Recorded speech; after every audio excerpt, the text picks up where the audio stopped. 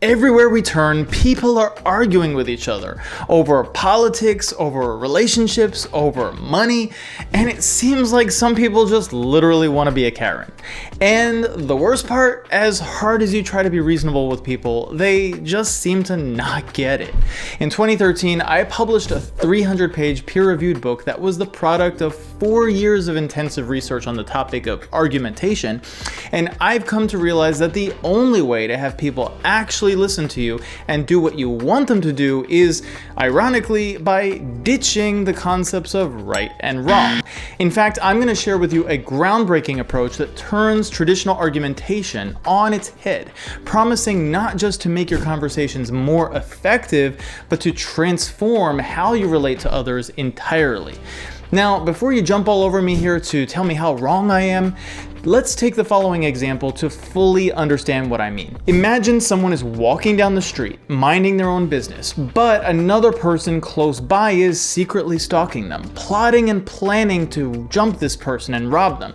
But all of a sudden, you appear in front of this would-be attacker and tell them, "Stop! No, don't attack this innocent person." "Why?" he asks. "Because you would be harming them and taking their money," you reply. But that line of reasoning doesn't work on the would-be attacker. All he does is tell you, "I don't care, I want his money." So you decide to really get clear on your reasoning. You respond, "But that decreases his happiness, and we should always seek to maximize happiness." "I am maximizing happiness," he replies, "my own happiness."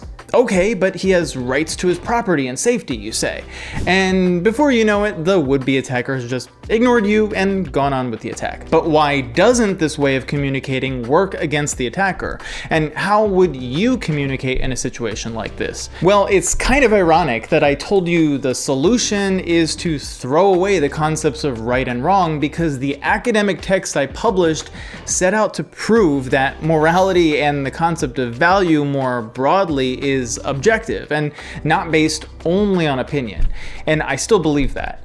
But I also spent 10 years in the world of business, sales, and marketing, and this taught me some really tough lessons. I've experienced prospects saying no for all sorts of weird reasons. I've witnessed business partners say all sorts of amazing things they're going to do only to do the opposite.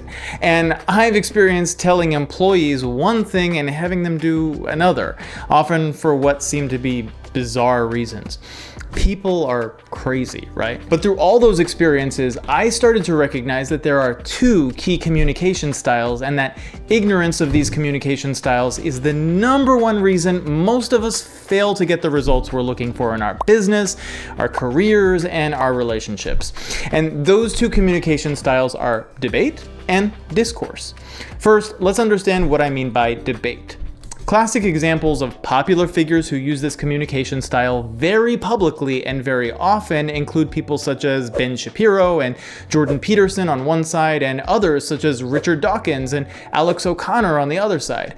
Put any of these folks from one side on a podcast with another from another side, and that's what you'll end up with. Debate. Is some political ideology right or wrong? Is morality objective? Should I refer to people by their preferred pronouns? These are all topics that get thrown around for debate. Watch the news nowadays too, and it's usually a debate. Watch anything in the US Congress or in the parliament of your country, and it's a debate. Debate can be very good. Debate can be very productive in the right context, don't get me wrong. But the reason we often find that nobody seems to listen to us is probably because we're using debate as our primary communication method, even if we think we're not. You see, as wonderful as debate is, it by itself rarely actually helps anyone or contributes to any solutions. Now, that's a bold statement, but I'm going to show you why it's true and what you should do instead. As we've seen with our attacker, logical arguments will almost never work to change people's minds. In fact, in many ways, the more logical the argument, the more resistant people will be. My experience in direct sales was so valuable because when I first got into it as a nerdy, introverted academic, it was a huge shock. At first, I thought that if I sit down with a prospect and and demonstrate all the features of the product and show them all of the statistical and factual evidence behind the decision to purchase and how it would benefit them, of course they would buy. I mean, that's what all of decision theory teaches us after all. But the more I used this approach, the less successful I became. Have you ever experienced something like this?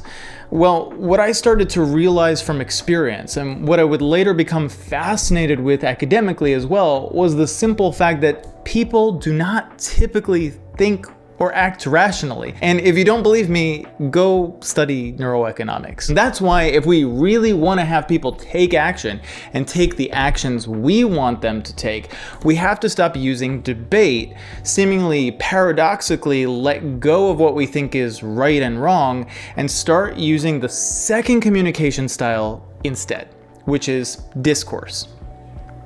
The philosopher Jürgen Habermas was one of the first to propose what is called discourse theory, a theory that essentially states that all truth is dependent on a social context.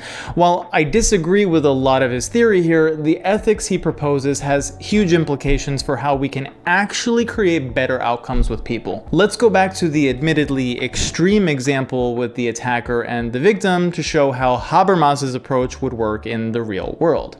Again, you see this would-be attacker is about to attack and rob this person, and note that what we said to the would-be attacker was, "Stop, no, don't attack and rob that person." This is a command. Loads of social cognitive research has shown that people don't respond positively to commands. Well, duh. As much as I think this person is wrong to attack and rob the other person, my opinion is irrelevant to actually finding a solution. So instead, you ask him a question. What are you doing? I'm gonna rob this person and get their money, he tells you. Recall that in the previous version of the scenario, we told the would-be attacker, what you're doing is wrong because you would be harming him and taking his money. Pro tip here, the more we tell someone they're wrong, often the more it motivates them to do it. So again, my opinion about their morality, even if it's the truth, is irrelevant. This is similar to if we're working with a coworker or trying to sell to a prospect. Telling someone they're wrong and explaining why we are right always decreases our influence over them. So instead, we ask the would-be attacker, why do you want to rob this person? The key of Habermas's method is that we're trying to understand the other person. Maybe they respond simply, because I want their money. Okay, so then dig deeper. Why do you need their money, you ask? And you get the unexpected response, my son is starving and hasn't eaten in 2 days. Could it be for reasons other than that? Sure. Is it always as easy as just asking these questions? No, of course not. Should we potentially use force to stop this person? Potentially, yes. But the whole point of Habermas's theory here is that our ability to solve complex people problems and have actual influence with people starts with investing time and trying to understand their perspective, not by trying to debate it. Habermas's most important conclusion, as I've stated it in my published work, is this. If I assert that I am absolutely certain of my conclusions and that I cannot be wrong about these conclusions, then I implicitly assert that the person I am talking to is not a person. In other words, it is only by the continuous humility of leaving open the possibility that I'm wrong that I can truly respect someone. Truly wrong about everything, including my morality. And this is the ultimate form of humility.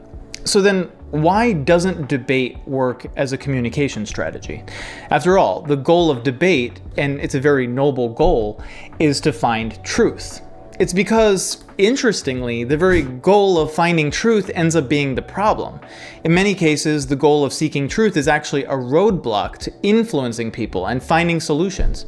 I mean, the truth is, smoking is bad for you and will increase your risk of various diseases. But telling a smoker that doesn't actually make them stop smoking. In fact, according to research, telling them these things often makes them want to smoke more. The more we can have as our goal understanding the other person, as well as why they believe what they believe and why they behave how they do, all without judgment, the more people will feel listened to. And when people feel listened to, they will listen to you. So if our coworkers annoy the hell out of us, or if we're always getting turned down for opportunities, we might just be using debate rather than discourse. And if you're a secular person who thinks that all religious people are stupid, or you're a religious person who believes that all secular people are bad, corrupt people, it's probably not constructive to think that way. In the end, do you really think trying to make the best logical argument will ever actually convince your opponent? And why do you think of them as your opponent in the first place?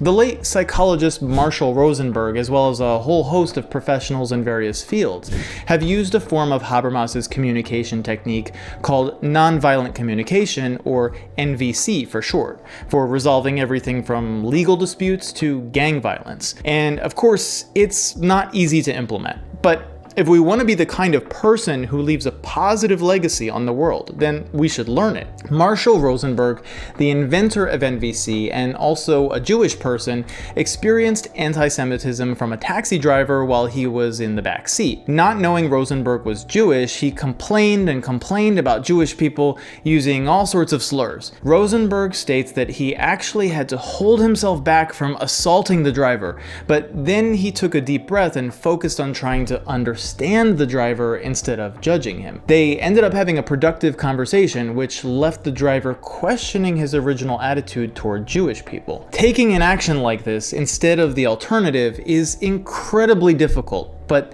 then again, it's also the essence of leadership, something we need more of in the world. If you want to learn more about how to use NVC techniques to improve your relationships with others and with yourself, then be sure to watch this next video.